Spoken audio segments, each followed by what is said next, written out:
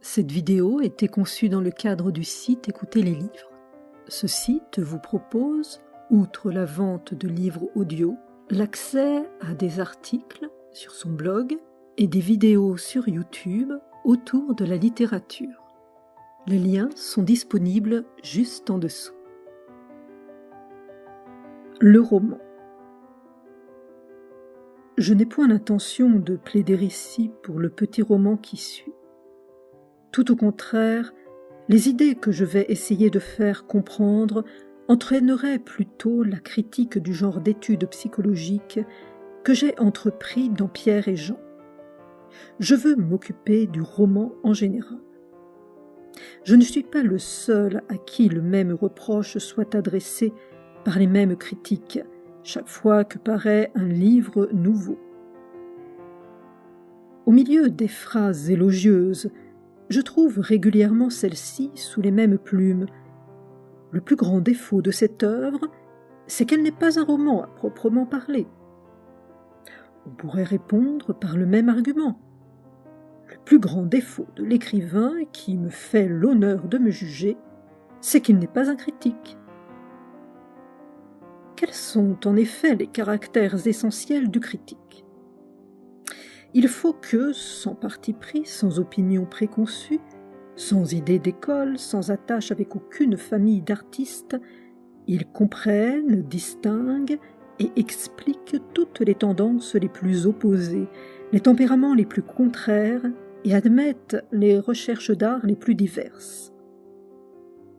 Or, le critique qui, après Manon Lescaut, Paul et Virginie, Don Quichotte, les liaisons dangereuses, Werther, les affinités électives, Clarisse Harlowe, Émile, Candide, 5 Mars, René, les Trois Mousquetaires, Mauprat, le père Goriot, la cousine Bette, Colomba, le Rouge et le Noir, Mademoiselle de Maupin, Notre-Dame de Paris, Salammbô, Madame Bovary, Adolphe, Monsieur de Camors, l'Assommoir, Sappho, etc., ose encore écrire « Ceci est un roman et cela n'en est pas un », me paraît doué d'une perspicacité qui ressemble fort à de l'incompétence. Généralement, ce critique entend par roman une aventure plus ou moins vraisemblable, arrangée à la façon d'une pièce de théâtre en 3 actes, dont le premier contient l'exposition, le second l'action et le troisième le dénouement. Cette manière de composer est absolument admissible à la condition qu'on acceptera également toutes les autres. Existe-t-il des règles pour faire un roman, en dehors desquelles une histoire écrite devrait porter un autre nom ? Si Don Quichotte est un roman, Le Rouge et le Noir en est-il un autre ? Si Monte Cristo est un roman, L'Assommoir en est-il un ? Peut-on établir une comparaison entre les affinités électives de Goethe, les Trois Mousquetaires de Dumas, Madame Bovary de Flaubert, Monsieur de Camors de Monsieur Octave Feuillet et Germinal de Monsieur Zola ? Laquelle de ces œuvres est un roman ? Quelles sont ces fameuses règles ? D'où viennent-elles ? Qui les a établies ? En vertu de quels principes ? De quelle autorité et de quel raisonnement ? Il semble cependant que ces critiques savent d'une façon certaine, indubitable, ce qui constitue un roman et ce qui le distingue d'un autre qui n'en est pas un. Cela signifie tout simplement que, sans être des producteurs, ils sont enrégimentés dans une école et qu'ils rejettent à la façon des romanciers eux-mêmes toutes les œuvres conçues et exécutées en dehors de leur esthétique. Un critique intelligent devrait, au contraire, rechercher tout ce qui ressemble le moins au roman déjà fait, et pousser autant que possible les jeunes gens à tenter des voies nouvelles.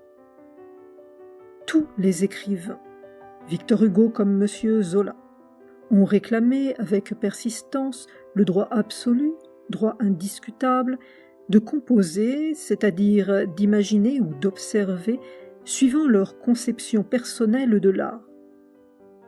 Le talent provient de l'originalité, qui est une manière spéciale de penser, de voir, de comprendre et de juger. Or, le critique qui prétend définir le roman suivant l'idée qu'il s'en fait, d'après les romans qu'il aime, et établir certaines règles invariables de composition, luttera toujours contre un tempérament d'artiste apportant une manière nouvelle. Un critique, qui mériterait absolument ce nom, ne devrait être qu'un analyste sans tendance, sans préférence, sans passion, et comme un expert en tableau, n'apprécier que la valeur artiste de l'objet d'art qu'on lui soumet. Sa compréhension, ouverte à tout, doit absorber assez complètement sa personnalité pour qu'il puisse découvrir et vanter les livres même qu'il n'aime pas, comme homme, et qu'il doit comprendre comme juge. Mais la plupart des critiques ne sont en somme que des lecteurs, d'où il résulte qu'ils nous gourmandent presque toujours à faux, ou qu'ils nous complimentent sans réserve et sans mesure. Le lecteur qui cherche uniquement dans un livre à satisfaire la tendance naturelle de son esprit demande à l'écrivain de répondre à son goût prédominant, et il qualifie invariablement de remarquable ou de bien écrit l'ouvrage ou le passage qui plaît à son imagination idéaliste, gaie, grivoise, triste, rêveuse ou positive. En somme, le public est composé de groupes nombreux qui nous crient « Consolez-moi, amusez-moi, attristez-moi, attendrissez-moi, faites-moi rêver, faites-moi rire, faites-moi frémir, faites-moi pleurer, faites-moi penser. » Seuls quelques esprits d'élite demandent à l'artiste « Faites-moi quelque chose de beau, dans la forme qui vous conviendra le mieux, suivant votre tempérament. » L'artiste essaie, réussit ou échoue. Le critique ne doit apprécier le résultat que suivant la nature de l'effort. Et il n'a pas le droit de se préoccuper des tendances. Cela a été écrit déjà 1000 fois. Il faudra toujours le répéter. Donc, après les écoles littéraires qui ont voulu nous donner une vision déformée, surhumaine, poétique, attendrissante, charmante ou superbe de la vie, est venue une école réaliste ou naturaliste qui a prétendu nous montrer la vérité, rien que la vérité, et toute la vérité. Il faut admettre avec un égal intérêt ces théories d'art si différentes et juger les œuvres qu'elles produisent uniquement au point de vue de leur valeur artistique, en acceptant a priori les idées générales d'où elles sont nées.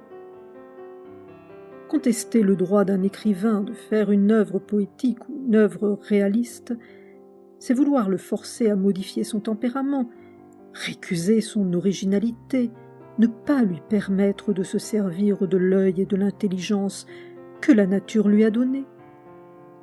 Lui reprocher de voir les choses belles ou laides, petites ou épiques, gracieuses ou sinistres, c'est lui reprocher d'être conformé de telle ou telle façon et de ne pas avoir une vision concordant avec la nôtre.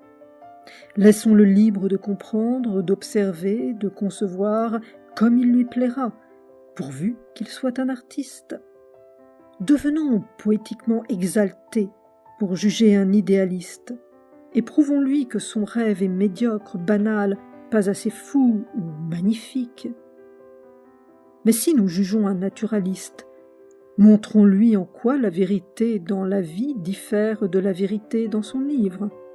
Il est évident que des écoles si différentes ont dû employer des procédés de composition absolument opposés. Le romancier qui transforme la vérité constante, brutale et déplaisante, pour en tirer une aventure exceptionnelle et séduisante, doit, sans souci exagéré de la vraisemblance, manipuler les événements à son gré, les préparer et les arranger pour plaire au lecteur, l'émouvoir ou l'attendrir. Le plan de son roman n'est qu'une série de combinaisons ingénieuses conduisant avec adresse au dénouement. Les incidents sont disposés et gradués vers le point culminant, et l'effet de la fin, qui est un événement capital et décisif, satisfaisant toutes les curiosités éveillées au début, mettant une barrière à l'intérêt et terminant si complètement l'histoire racontée qu'on ne désire plus savoir ce que deviendront le lendemain les personnages les plus attachants. Le romancier, au contraire, qui prétend nous donner une image exacte de la vie, doit éviter avec soin tout enchaînement d'événements qui paraîtrait exceptionnel. Son but n'est point de nous raconter une histoire, de nous amuser ou de nous attendrir, mais de nous forcer à penser, à comprendre le sens profond et caché des événements. À force d'avoir vu et médité, il regarde l'univers, les choses, les faits et les hommes d'une certaine façon qui lui est propre et qui résulte de l'ensemble de ses observations réfléchies. C'est cette vision personnelle du monde qu'il cherche à nous communiquer en la reproduisant dans un livre.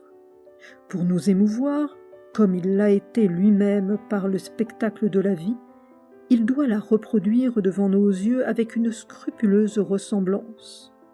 Il devra donc composer son œuvre d'une manière si adroite, si dissimulée et d'apparence si simple, qu'il soit impossible d'en apercevoir et d'en indiquer le plan, de découvrir ses intentions. Au lieu de machiner une aventure et de la dérouler de façon à la rendre intéressante jusqu'au dénouement, il prendra son ou ses personnages à une certaine période de leur existence et les conduira par des transitions naturelles jusqu'à la période suivante. Il montrera de cette façon tantôt comment les esprits se modifient sous l'influence des circonstances environnantes, tantôt comment se développent les sentiments et les passions, comment on s'aime, comment on se hait, comment on se combat dans tous les milieux sociaux, comment luttent les intérêts bourgeois, les intérêts d'argent, les intérêts de famille, les intérêts politiques. L'habileté de son plan ne consistera donc point dans l'émotion ou dans le charme, dans un début attachant ou dans une catastrophe émouvante, mais dans le groupement adroit des petits faits constants d'où se dégagera le sens définitif de l'œuvre. S'il fait tenir dans 300 pages 10 ans de vie pour montrer qu'elle a été, au milieu de tous les êtres qui l'ont entourée, sa signification particulière et bien caractéristique, il devra savoir éliminer, parmi les menus événements innombrables et quotidiens, tous ceux qui lui sont inutiles, et mettre en lumière d'une façon spéciale tous ceux qui seraient demeurés inaperçus pour des observateurs peu clairvoyants et qui donnent au livre sa portée, sa valeur d'ensemble. On comprend qu'une semblable manière de composer, si différente de l'ancien procédé visible à tous les yeux, déroute souvent les critiques et qu'ils ne découvrent pas tous les fils si minces, si secrets, presque invisibles, employés par certains artistes modernes à la place de la ficelle unique qui avait nom l'intrigue. En somme, si le romancier d'hier choisissait et racontait les crises de la vie, les états aigus de l'âme et du cœur, le romancier d'aujourd'hui écrit l'histoire du cœur, de l'âme et de l'intelligence à l'état normal.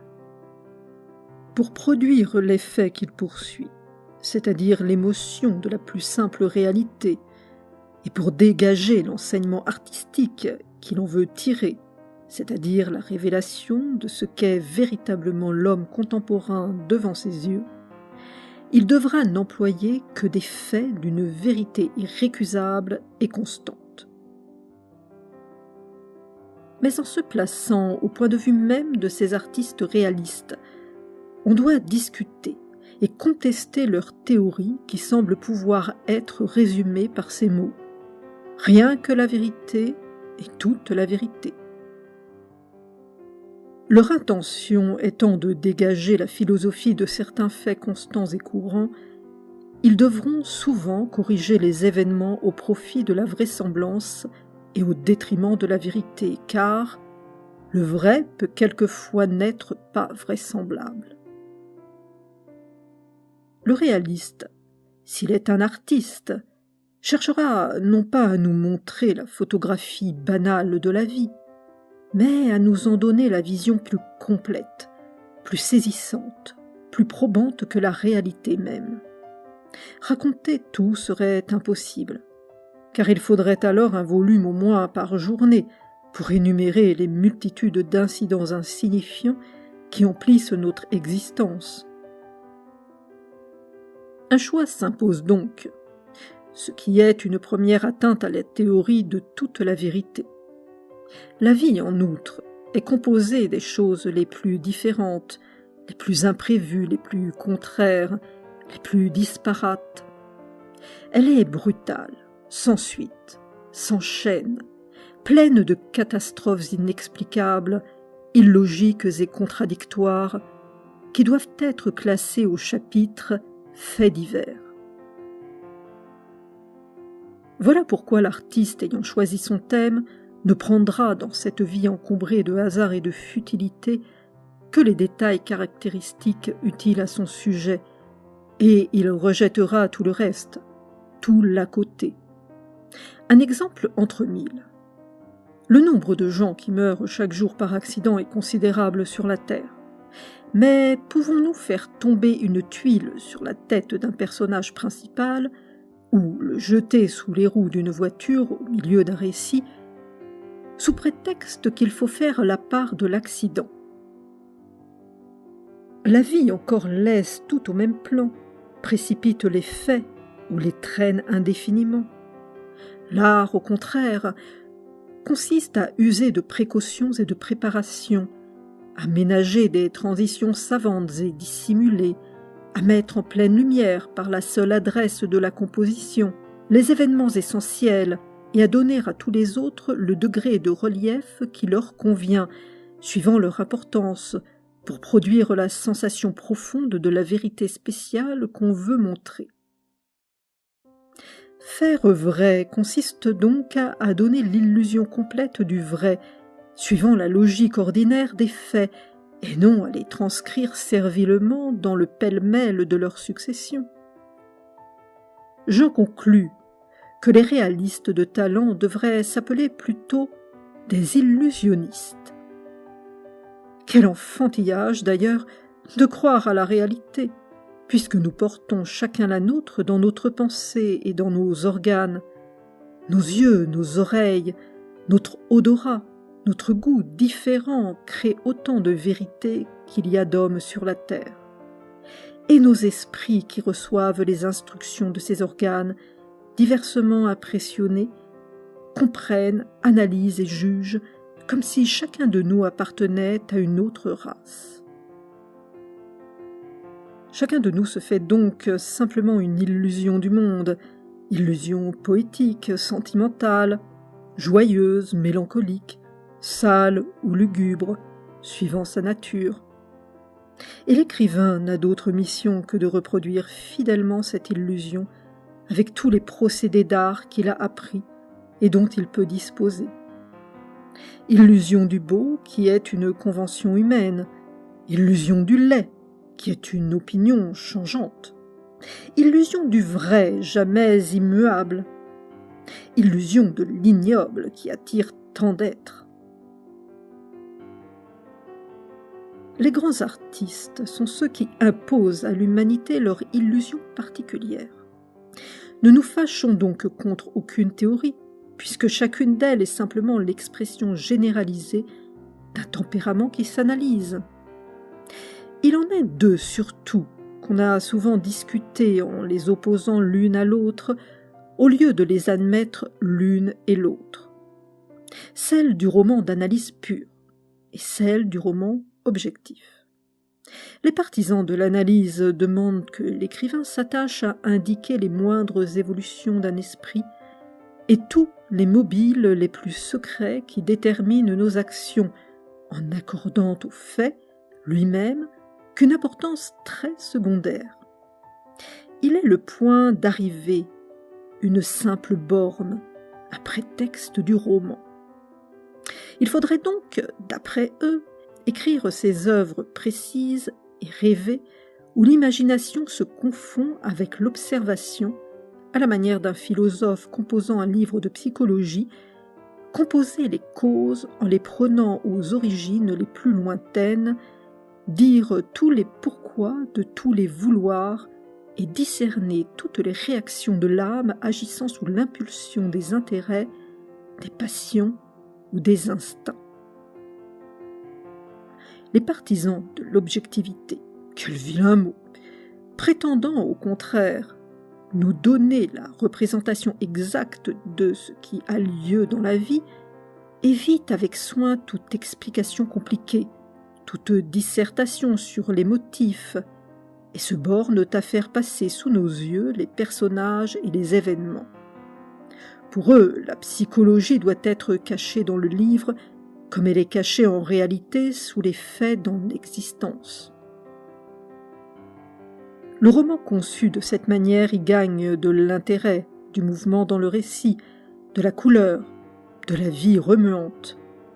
Donc, au lieu d'expliquer longuement l'état d'esprit d'un personnage, les écrivains objectifs cherchent l'action ou le geste que cet état d'âme doit faire accomplir fatalement à cet homme dans une situation déterminée.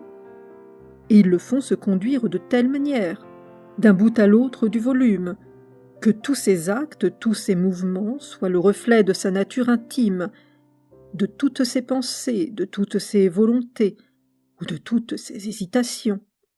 Ils cachent donc la psychologie au lieu de l'étaler. Ils en font la carcasse de l'œuvre, comme l'ossature invisible est la carcasse du corps humain. Le peintre qui fait notre portrait ne montre pas notre squelette. Il me semble aussi que le roman exécuté de cette façon y gagne en sincérité. Il est d'abord plus vraisemblable, car les gens que nous voyons agir autour de nous ne nous racontent point les mobiles auxquels ils obéissent. Il faut ensuite tenir compte de ce que, si, à force d'observer les hommes, nous pouvons déterminer leur nature assez exactement pour prévoir leur manière d'être dans presque toutes les circonstances, si nous pouvons dire avec précision « tel homme de tel tempérament, dans tel cas, fera ceci ». Il ne s'ensuit point que nous puissions déterminer une à une toutes les secrètes évolutions de sa pensée qui n'est pas la nôtre, toutes les mystérieuses sollicitations de ses instincts qui ne sont pas pareils aux nôtres, toutes les incitations confuses de sa nature dont les organes, les nerfs, le sang, la chair sont différents des nôtres.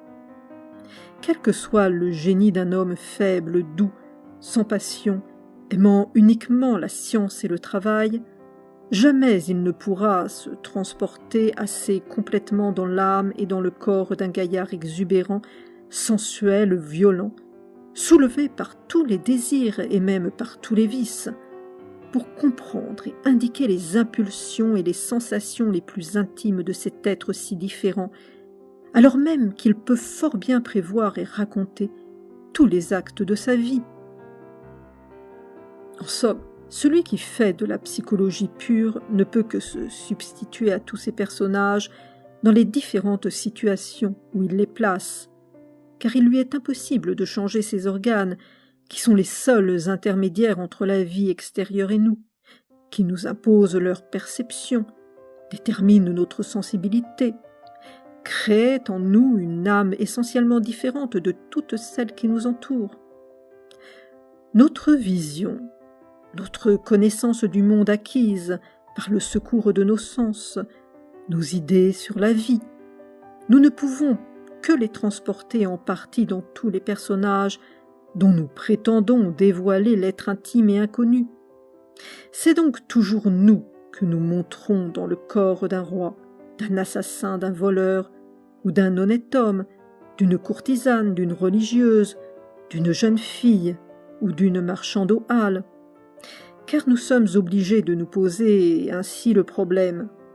Si j'étais roi, assassin, voleur, courtisane, religieuse, jeune fille ou marchande aux halles, Qu'est-ce que je ferais? Qu'est-ce que je penserais? Comment est-ce que j'agirais?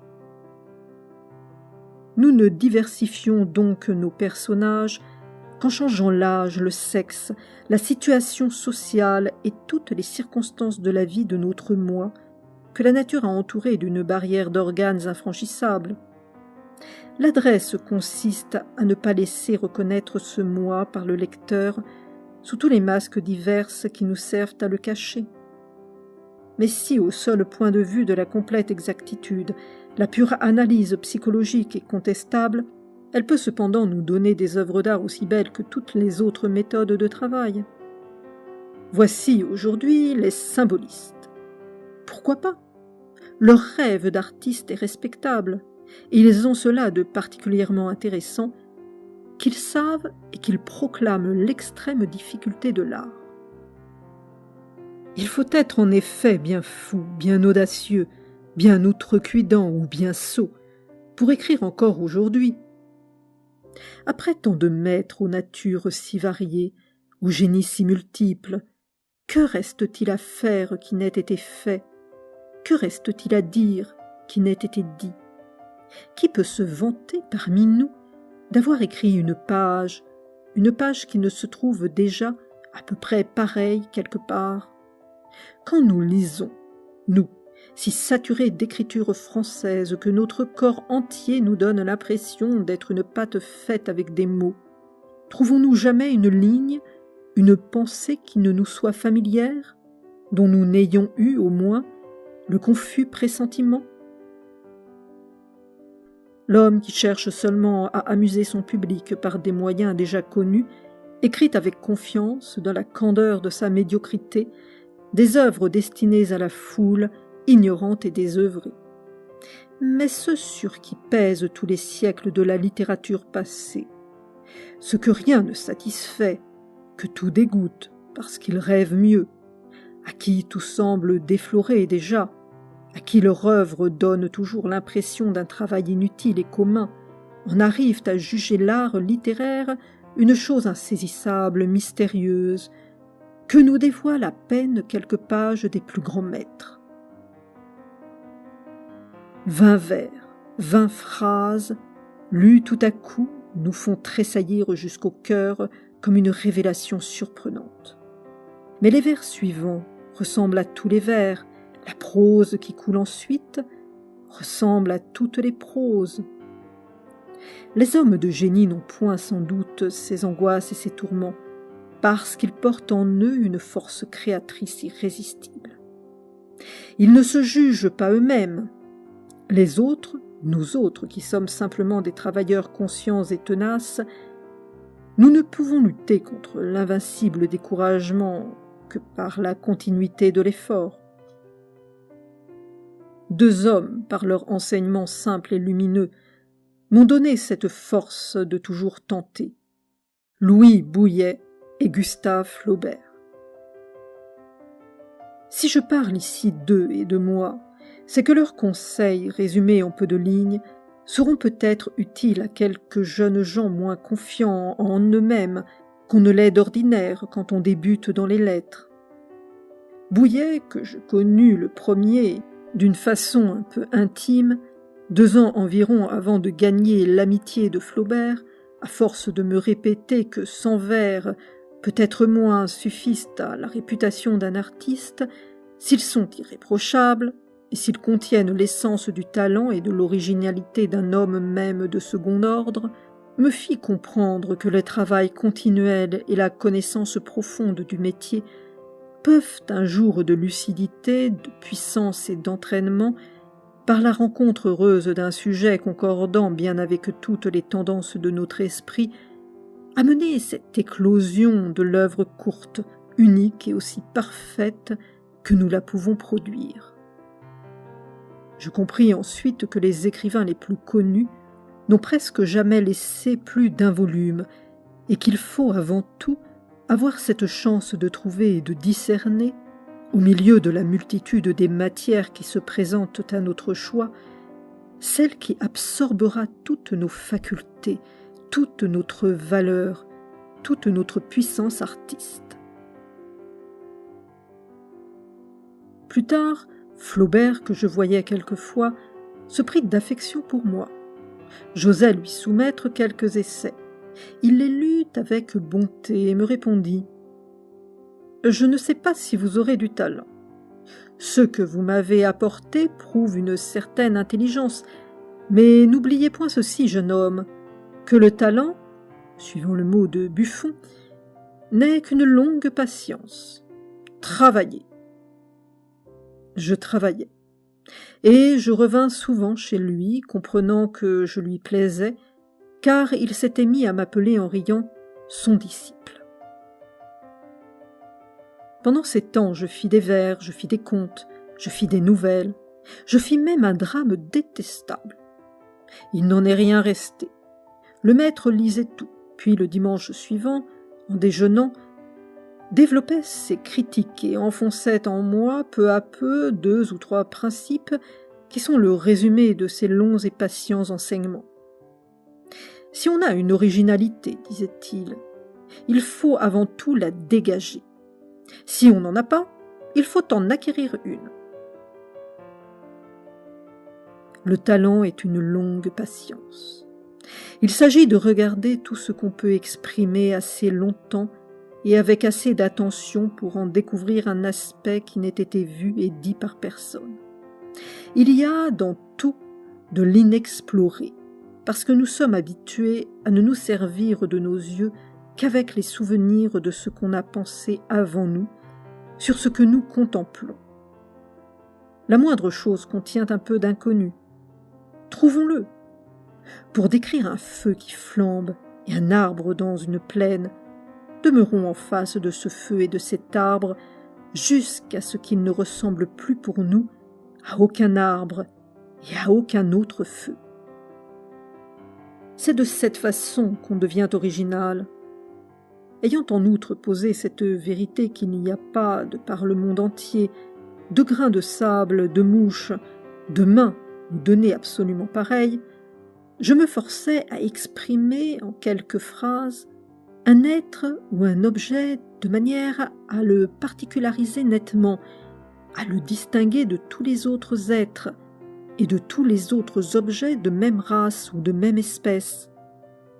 Quand vous passez, me disait-il, devant un épicier, assis sur sa porte, devant un concierge qui fume sa pipe, devant une station de fiacre, montrez-moi cet épicier et ce concierge, leur pose, toute leur apparence physique, contenant aussi, indiquée par l'adresse de l'image, toute leur nature morale, de façon à ce que je ne le confonde avec aucun autre épicier ou avec aucun autre concierge, et faites-moi voir, par un seul mot, en quoi un cheval de fiacre ne ressemble pas aux 50 autres qui le suivent et le précèdent. J'ai développé ailleurs ces idées sur le style. Elles ont de grands rapports avec la théorie de l'observation que je viens d'exposer. Quelle que soit la chose qu'on veut dire, il n'y a qu'un mot pour l'exprimer, qu'un verbe pour l'animer et qu'un adjectif pour la qualifier. Il faut donc chercher, jusqu'à ce qu'on les ait découverts, ce mot, ce verbe et cet adjectif, et ne jamais se contenter de l'à peu près, ne jamais avoir recours à des supercheries, même heureuses, à des clowneries de langage pour éviter la difficulté. On peut traduire et indiquer les choses les plus subtiles en appliquant ce vers de Boileau. D'un mot mis en sa place, enseigna le pouvoir. Il n'est point besoin du vocabulaire bizarre, compliqué, nombreux et chinois qu'on nous impose aujourd'hui sous le nom d'écriture artiste pour fixer toutes les nuances de la pensée, mais il faut discerner avec une extrême lucidité toutes les modifications de la valeur d'un mot suivant la place qu'il occupe. Ayons moins de noms, de verbes et d'adjectifs au sens presque insaisissable, mais plus de phrases différentes, diversement construites, ingénieusement coupées, pleines de sonorités et de rythmes savants. Efforçons-nous d'être des stylistes excellents, plutôt que des collectionneurs de termes rares. Il est en effet plus difficile de manier la phrase à son gré et de lui faire tout dire, même ce qu'elle n'exprime pas, de l'emplir de sous-entendus, d'intentions secrètes et non formulées, que d'inventer des expressions nouvelles ou de rechercher, au fond de vieux livres inconnus, toutes celles dont nous avons perdu l'usage et la signification, et qui sont pour nous comme des verbes morts. La langue française, d'ailleurs, est une eau pure que les écrivains maniérés n'ont jamais pu et ne pourront jamais troubler. Chaque siècle a jeté dans ce courant limpide ses modes, ses archaïsmes prétentieux et ses préciosités, sans que rien surnage de ses tentatives inutiles, de ses efforts impuissants. La nature de cette langue est d'être claire, logique et nerveuse. Elle ne se laisse pas affaiblir, obscurcir ou corrompre. Ceux qui font aujourd'hui des images, sans prendre garde aux termes abstraits, ceux qui font tomber la grêle ou la pluie sur la propreté des vitres, peuvent aussi jeter des pierres à la simplicité de leurs confrères. Elles frapperont peut-être les confrères qui ont un corps, mais n'atteindront jamais la simplicité qui n'en a pas. Guy de Maupassant, La Guillette, Étretat, septembre 1887. Vous pouvez nous retrouver sur le site Écoutez les livres. Afin d'être informé des dernières publications, nous vous proposons de vous inscrire à la newsletter. Merci pour votre écoute.